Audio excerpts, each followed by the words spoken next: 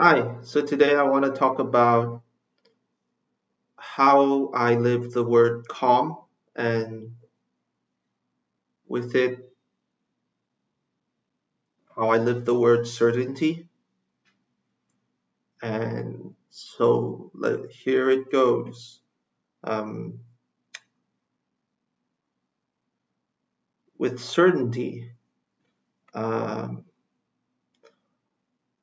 what is, for example, what is really certain is I am a human physical body and which is not subject to the emotional storms, the positive um, enlightenment or the positive things that sweep you off your feet and blind you and deceive you from seeing what is really happening. So what helped me to uh, walk through and stand in the face of emotional storms has been this example of what certainty is as being a human physical body that is within cycles of sort of birth and death. Like you wake up, you're born. You sleep, you die. That sort of thing. And and also the point how my human physical body in terms of all of its functioning, which science does not completely understand. It uh, just something about being here with my physical body, being here with my breath that offers, it's like me offering myself an opportunity, a chance to stabilize myself, to realize what is what and what I can measure with absolute certainty. So, another example of measuring absolute certainty and that confidence that comes from knowing that is, for example, before I go to bed, I would sort of rewind and recede and step backwards in my life as this day, and then I would uh, I would pat myself on the back once only for the things that I did right and for the things that could have been better. I I hold this attitude to never make the same mistake twice, that sort of thing. And so far, so good. And then with cementing in my mind these points of absolute certainty uh, offers me, is like me offering myself, giving back to myself, forgiving myself the the chance to be calm and the opportunity to stand and stand in its implication does not necessarily mean doing a lot of stuff, but stand means being firm in being resolute but not being strong, being resolute but not bragging about it, being resolute but not boasting of it. And and calm is also a sense of home where it's calm is like a breath in and a breath out right here in this moment. And home is here with my breathing. And it's not so much the the nitty gritty of my physical surroundings that offer me a sense of home, but rather is the words I am living and that I am examining and always randomly stepping back and asking myself, what words am I trying to live here?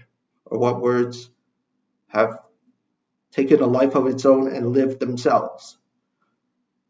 Which in the latter case is like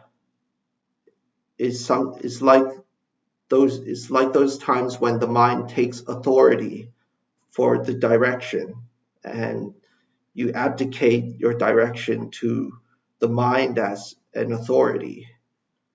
And then calm. With calm, there is an aspect of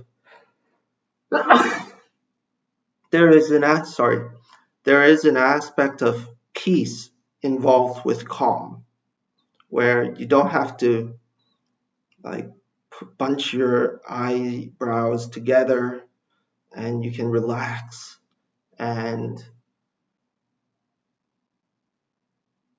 and that aspect of peace is like realizing that the entire physical universe supports what is best for all life always. And when I align myself to that greater will to follow that which is best for all life always, and I try to apply that in the daily application, then the universe supports me. And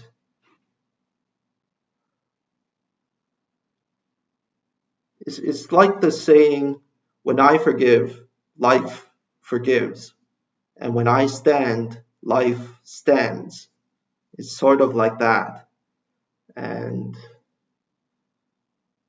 with the peace is a chance to measure myself, and measure myself from the starting point of building up myself, building up that which is best for all life always. And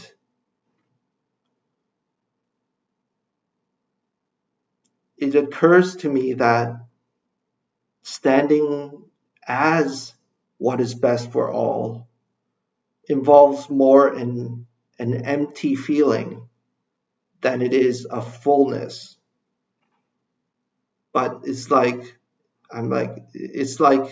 the emptiness in itself is enough. And what the mind does, fascinatingly enough, is the mind convinces you that you have to satiate your appetite. You have to take until you feel full for but a moment, until that feeling recycles and you go into these processes of greed and taking again. And it's not that cycle, that destructive cycle, is not something I would wish upon any person. So I must live that within myself first to interfere with the greedy instinct, the survival instinct of mine, and to aspire to something more. Not that it is more, it's more like you're either equal to what is best or you're less. And you can play an inferiority superiority game with while being less than life and not being equal to it and not aspiring to a direct connection with your life, your human physical body, the people around you, the actual physical interactions you have with people. And so it's like a daily grind for me without effort. Because if self-honesty needed effort, it's like hiding an aspect of uh, making things up, or like a sort of pride that separates, and that's not what we want. We want to, I think everyone wants to have such a direct connection with all life, always, that uh, we misinterpret and we misunderstand our own mind patterns and mind behaviors. At least that's my opinion. That's what I think. So, yeah, that's all I have for now. Thanks. Bye.